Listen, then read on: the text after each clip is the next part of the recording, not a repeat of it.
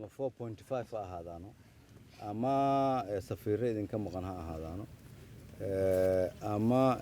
isbitaallada baahi u qabtaan ha noqdaano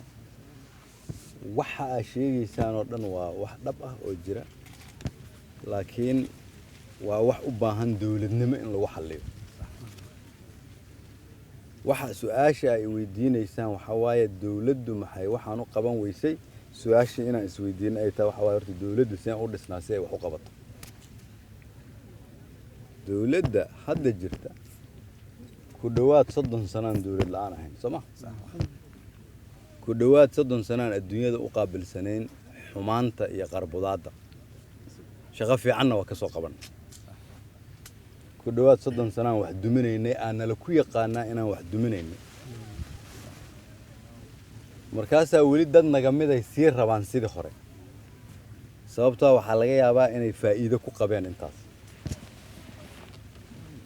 su'aasha marka hadaan dib idin kugu soo celiyo tobanki qof oo meel marta 7 dhalinyaro ah idinkoo kale adigoo kale way adigoo kale tobanki la arko ama kuwa idin keenay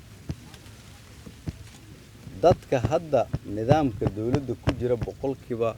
hal ma dhamo bulshada Soomaaliyeed oo awoodda gacanta ay ugu jirto oo la rabo inay wax bedelaan boqolkiiba halkaas waxa ma bedeli karaan boqolkiiba 70 maskaxda caafimaadka qabtay haddaysan iyagu intay is abaabulaan wax bedeli midna waxaan rabaa in aad ugu qanacdiin qof intay wax idin soo qurqurxisay idin keenaysa male haddaadan xoog uga keensanina runaan rabaa in idin sheego sababtoo ah dal waxaan ka shaqeynaynaa xumaantu ay wanaagga noqoto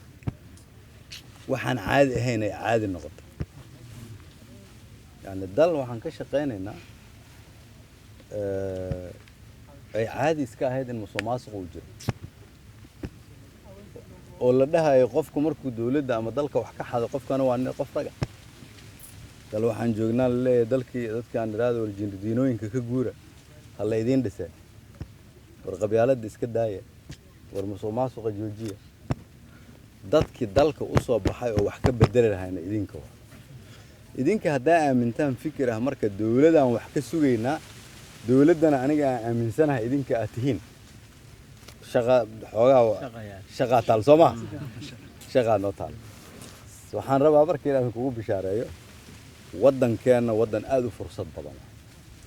hadda inta yaroon joognay isbedello waxaan sameynay aan aaminsanahay inay mustaqbalka wax idinku tari doonaan markaad idinku awoodda la wareegtaan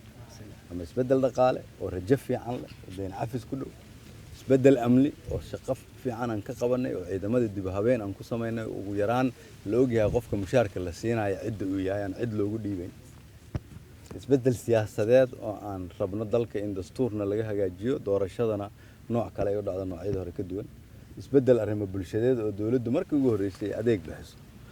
sababta hadda aniga ila fadhidaan oo leedeen waxaan rabnaa dawladda adeegaasan ka rabnaa waxa aaminsantiin dawladdu inay hadda sida hore ka duwan tahay aniga laakiin waxa aaminsanahay wali shaqo badan ay dhiman tahay waxa kale oo aaminsanahay dawladda idinka inaad tihiin hadii gabdhaha iyo wiilasha halkan jooga iyo kuwa xudur jooga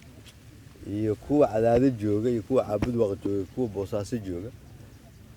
kulligooda is abaabulaan yiraahdaan ma aqbalayna wixii hore dadka xamar jooga waxay ku khasbanaanaan inay isbedelaan ogaada kuwa hadda nidaamka ku dhex jira kaligood ma keeni karaan isbedel haddaan isbedel banaanka uga imaan isbedelkan idinka matala waxyaabo waxaa jira marka waddanka ay khasab ku tahay in laga bedelo boqolkiiba 50 ugu yaraan shacabkeena waa gabdho ama haween waxaan rabnaa in waddankeena rag kaliya uu ka shaqeeyo boqolkiiba 50 shacabkeena aan rabnaa inaan banaanka intaan iska dhigno adduunyada boqolkiiba 50 kula tartanno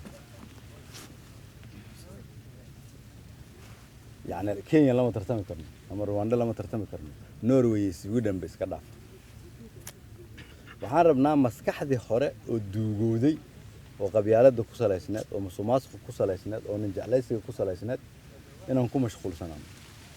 maskaxda ahayd in dawladnimada laga ganacsado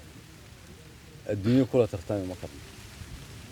waxyaabahan hadda aad sheegaysiin oo dhan waa wax aad u sax ah laakiin aniga fikirka aan aaminsanahay waxay tahay mustaqbalka